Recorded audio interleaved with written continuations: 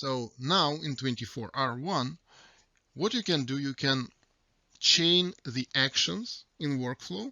So when you trigger one action, it will trigger a sequence of other actions. You can even add conditions that tell you which action to execute in the chain next. If an action that you'd like to add to the action sequence has a dialog box that requires you to enter some data in it, let's say whenever you reject a time card, it may ask you to provide a reason for rejection.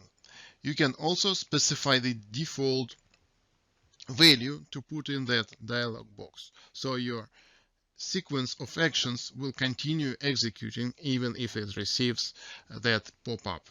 So it will properly work with the pop-up, put the default value in it, and continue the execution. And when you run the sequence of actions, you will see a pop-up that will show which actions are done and which actions are trying to execute next. Similar to what you see when you click Quick Process on a sales order.